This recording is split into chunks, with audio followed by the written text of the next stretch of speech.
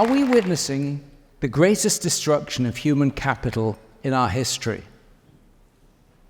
Human capital, that's the skills, the knowledge, the experience, the psychological competences that we acquire over a lifetime that enable us to fulfill our potential. So, on a scale hitherto unmatched in human history, are we witnessing the destruction of that potential? Well, I think you'll agree that if the first duty of a speaker is to get the attention of his audience, the person who said that was doing his job, wasn't he? And Jonathan Haidt, who did indeed say that, the public intellectual, university professor, New York, eminent social psychologist, has been all over the media in recent weeks, months, perhaps past couple of years, defending his case. And more than that, telling us he's found the culprit. He thinks he knows what's causing it. And it's right there in all of your pockets. So we're here tonight to look at the arguments for ourselves, to ask, does the evidence really stack up? And if we decide it does, if we decide there's even something in it, to say, what do we do to help stop it? Okay, so let's look at the evidence. What's the kind of evidence that Jonathan Haidt relies on? Well, it begins with headlines like this, really, and you'd have been hard-pressed over the past couple of years to have missed this kind of alarm-raising headlines that have been appearing all over the media. And you can see child mental health crisis holding England back. More children than ever need mental health care, as figures show nearly 500,000 waiting treatment. And this is spreading upwards now. More people in their early 20s out of work now through illness, mostly ill health, mental ill health, compared to older groups. That's the kind of evidence that Jonathan Haidt refers to. Can you rely on it? Because this is all what people call, epidemiologists like me call, service demand.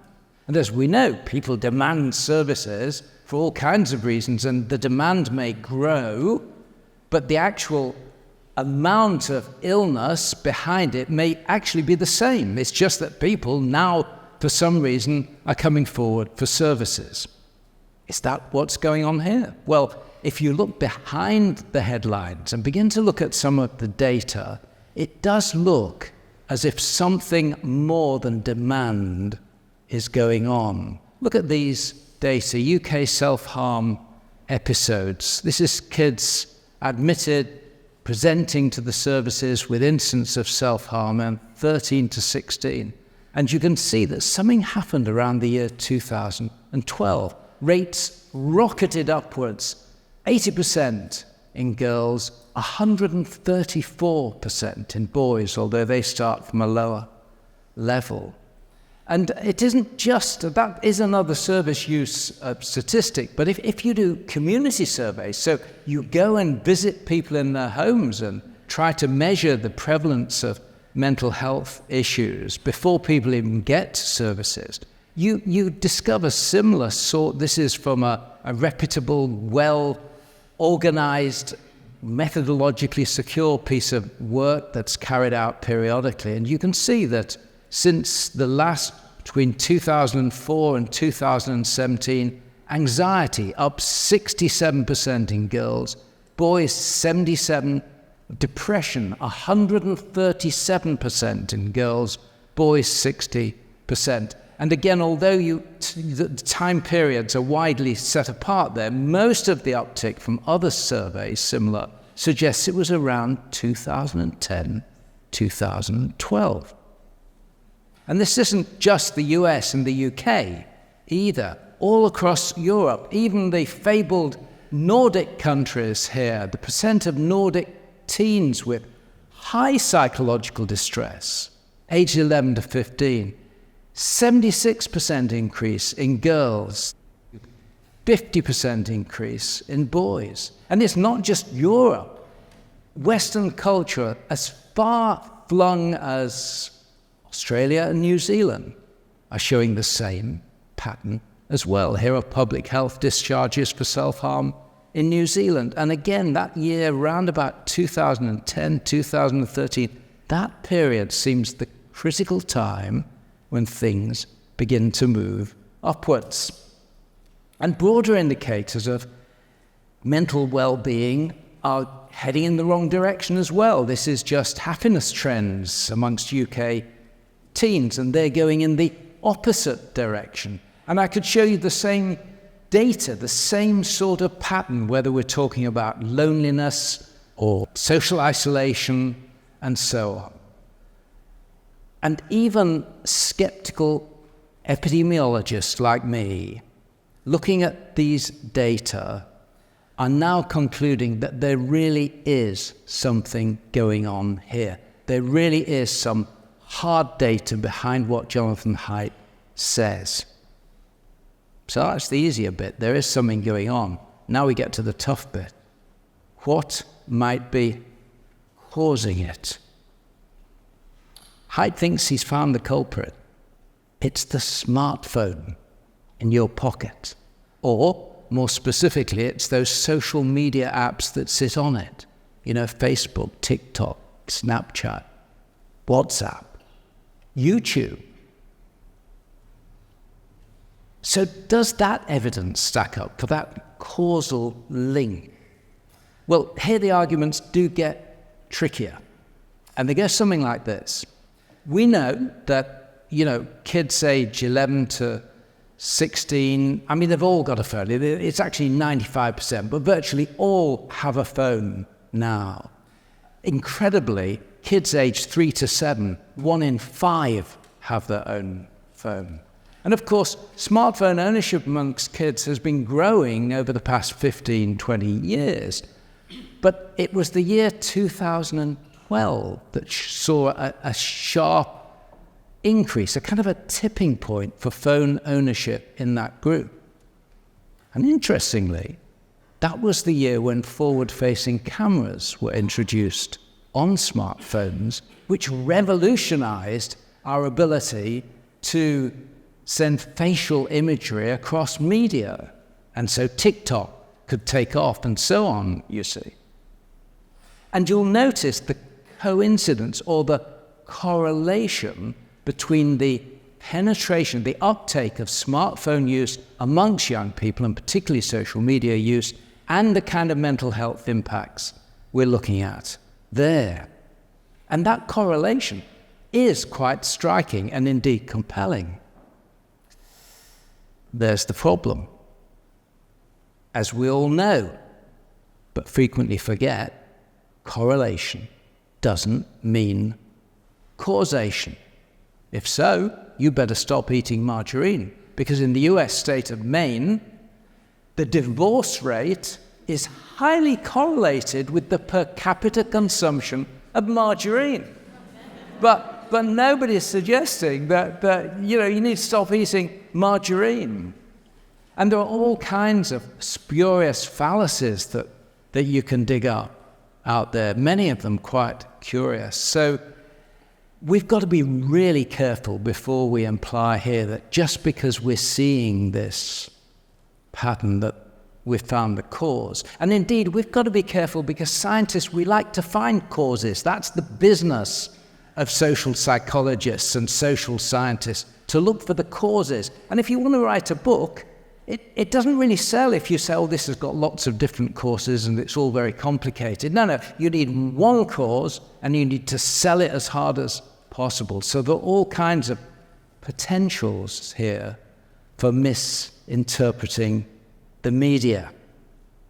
Now, look, Jonathan Haidt knows all about the correlation. He's bright, stunningly bright. He knows all about the correlation fallacy, and yet still, after sifting through hundreds of studies, he argues, and others with him, that this goes beyond correlation and that the evidence now points to causation.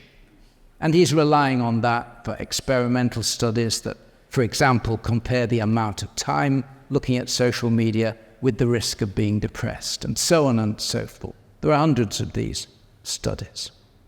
So should we, as he suggests, ban social media altogether for kids under 16? Because the critical period of brain development is between ages 10 to 16. That's this precious time where synaptic pruning takes place and the main road of personality development takes place and happens. And so with that in mind, should we ban social media altogether for those age groups? And indeed, say to our kids, they can have a phone until at least age 14. A dumb phone will be fine for communication.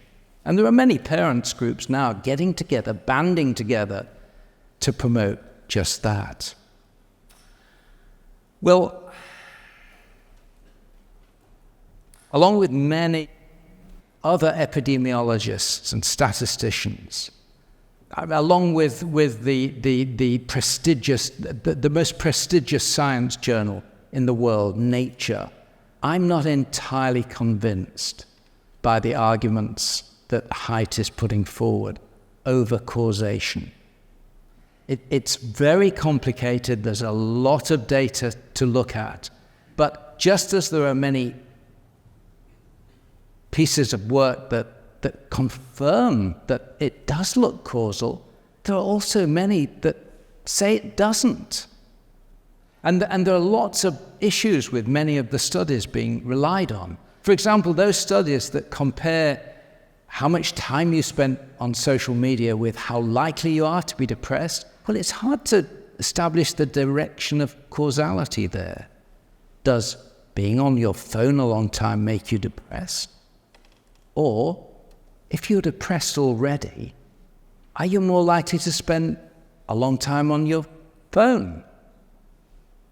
And then many of the smaller experimental studies that try to unravel changes over time have problems with selection of biases and the selection of patients, and the negative effects they do report are incredibly small and not really big enough to explain the size of the problem we're talking about here. So I'd suggest to you the jury is still out on this one.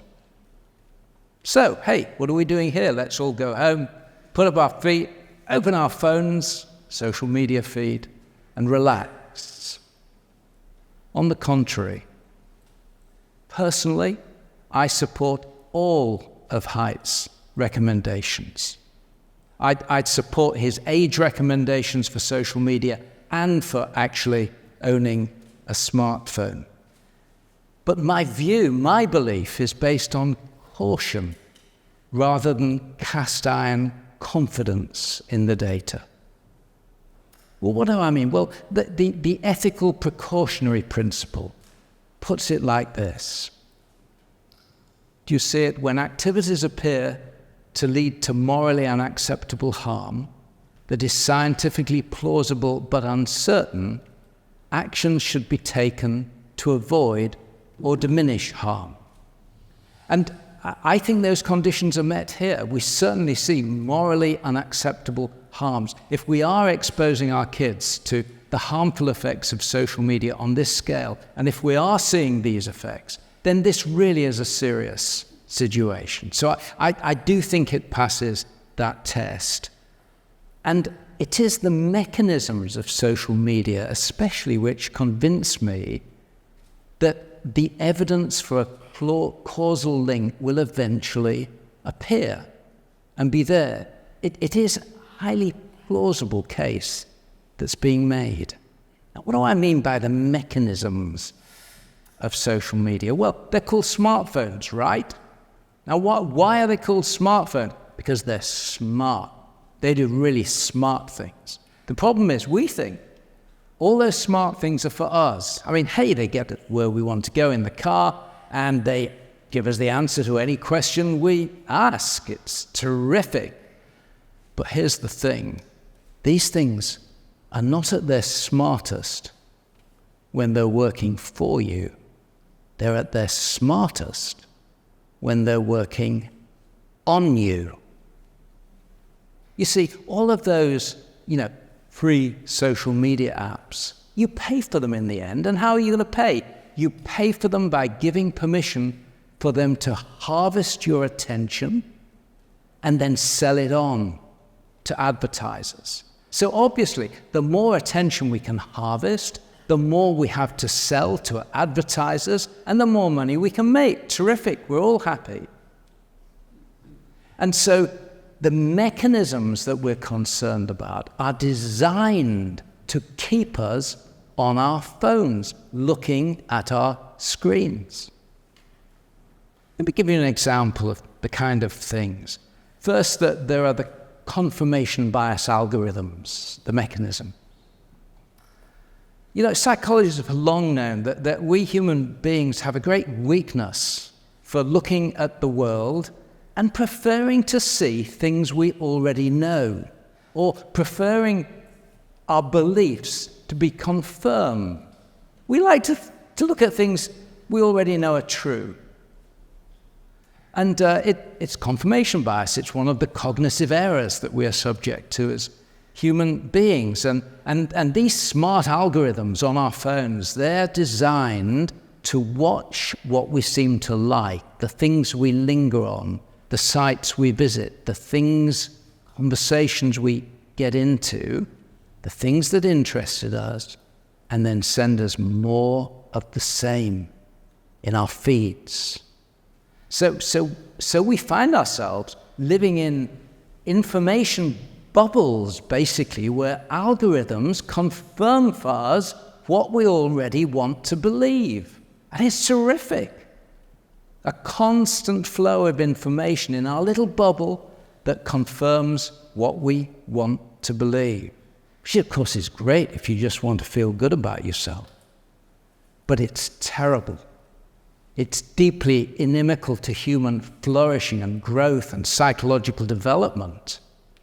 If we block out opportunities to people to argue with our beliefs or refute our beliefs, or test our beliefs in debate and in real human discourse and relationships. And so confirmation bias algorithms can be deeply harmful to our cognitive function. Then there are the algorithms designed to exploit our fears.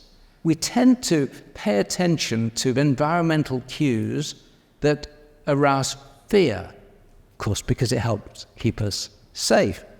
And the designers of these things, they know that, so they've designed algorithms to heighten our fears, particularly escalator algorithms. Escalator algorithms, they look at what you're concerned about and then escalate you to something that's more concerning.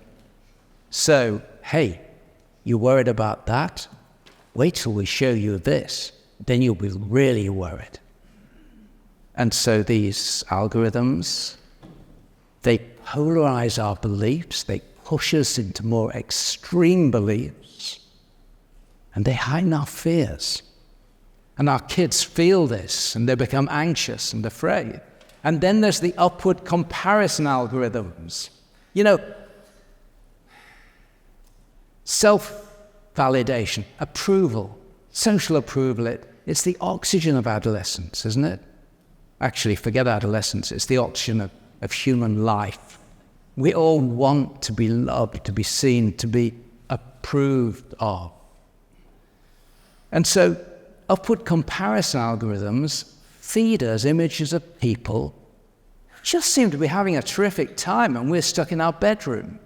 Or they say, look at what she's up to, and wow, look at her, no wonder people are gathered round her. And hey, have you seen this cosmetic surgery site, by the way? Look at her lips. She's had it done. How about you? Feeding on our anxieties of being left out. Hey, look at his six-pack. Here's a gym application. Fantastic offer we've got on now. And of course, all this impacts teen cognition at the most sensitive period of brain development. And the result is concentration issues, insomnia, anxiety, memory impairment, and social isolation.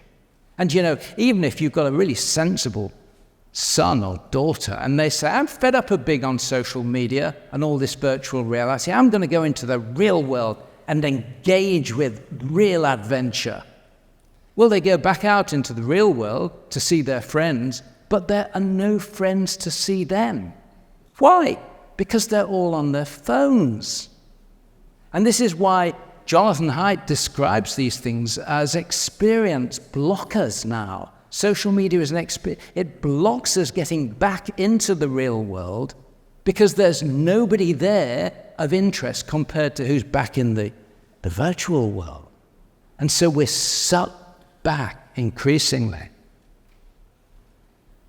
And so here's my point, and this is why I agree with Jonathan Haidt's recommendations. Whether we have all the data necessary to prove a clear causal link between social media use and the youth mental health crisis, we have enough evidence already about how our phones manipulate our most precious cognitive assets. And we need to act now. We need to act now. And we'll be talking some more about that in the second half with Catherine Hill. Well, as we come into our landing zone, final question. Is social media then, if there is something in it, the only cause of the youth mental health crisis? Well, here I think if you're a clinician, and Jonathan Haidt isn't a clinician, but I think most clinicians would tell you that most mental health issues are not simply caused by one thing. They're an interaction of vulnerability factors and stress factors. Life's always more complicated than we'd like it to be. So almost certainly social media isn't the only issue in play here. It's going to be a major one. It is a major one, I believe, but not the only one. And here are some of the other issues that we need to think about, and I'm just going to skirt over these very quickly, but you can see the first one. Fragility and overprotection. Now, this is actually one of Jonathan Haidt's big points as well. He's really concerned about what he calls fragility culture. He says that we have overprotected children in the real world while we underprotect them incredibly in the virtual world.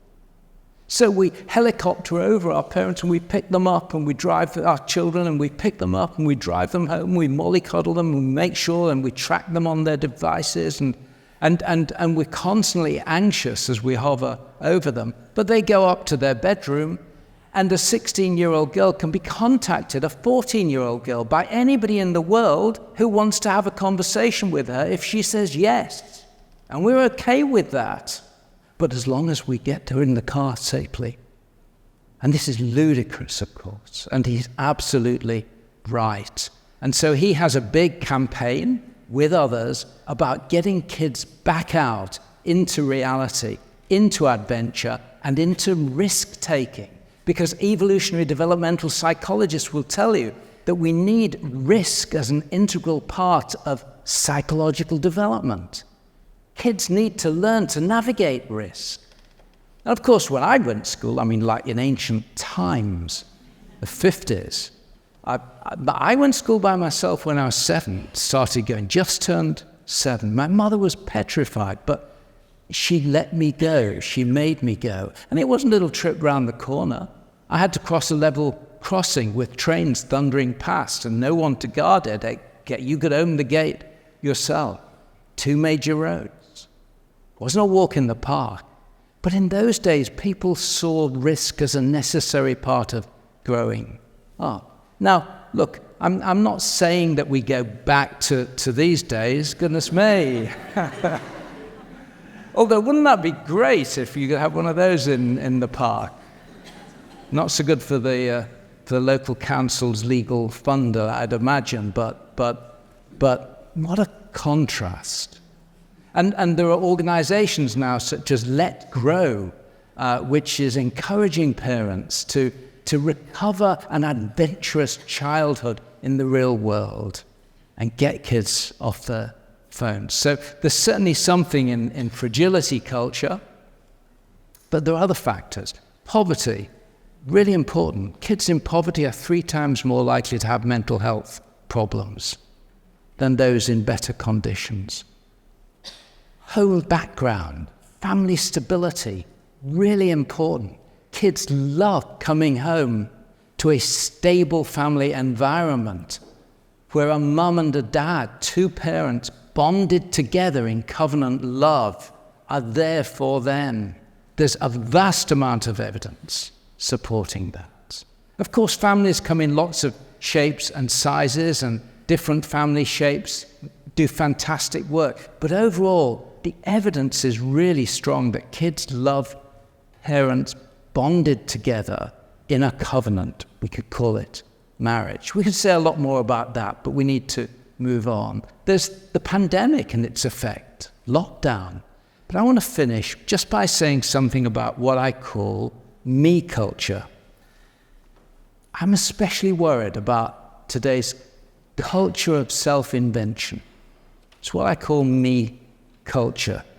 You know, there's plenty of psychological evidence now to show that when we put the self at the center of mental life, when we place the self at the center of our endeavors, self-fulfillment, self-esteem, self-affirmation, self-care, and the list goes on and on and on. When we do that, and then particularly when we try to boost our ego by telling ourselves how special we are, and when we tell our kids that they're perfect just the way they are, whoever would burden a child by telling them that? No, there's so much to learn.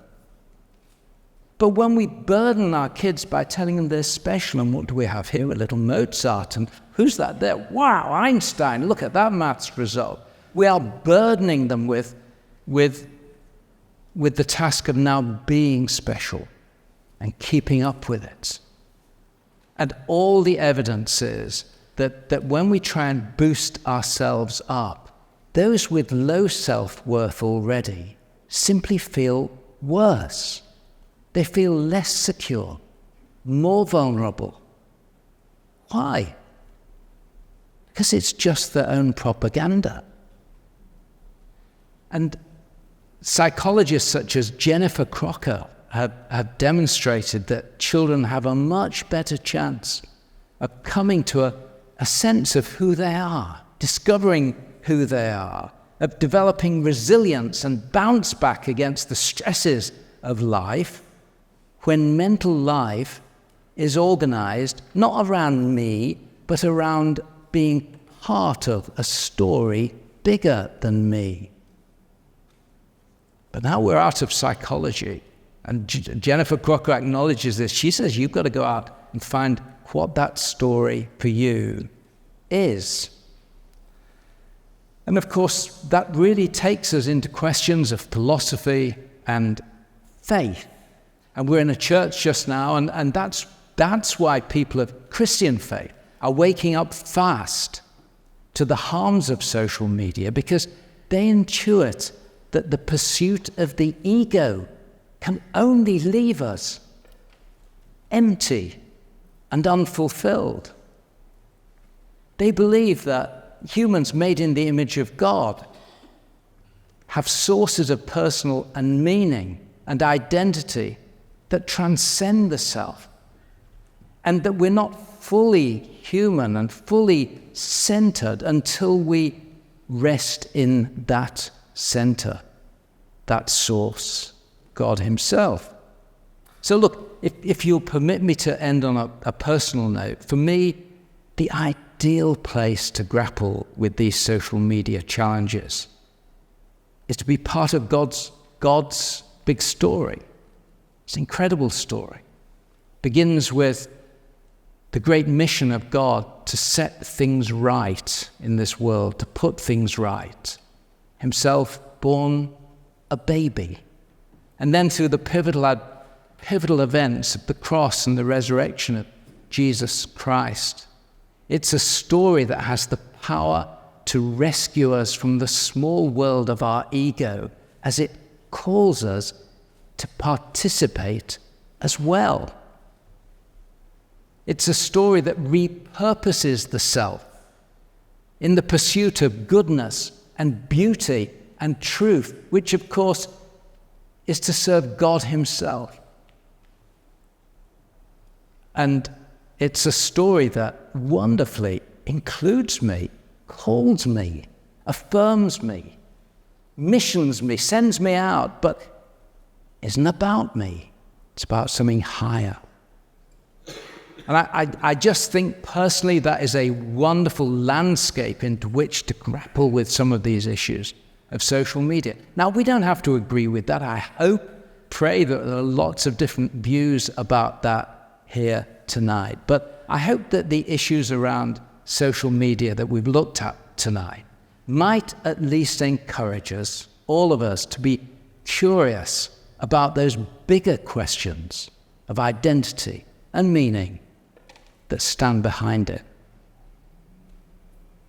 Thank you very much.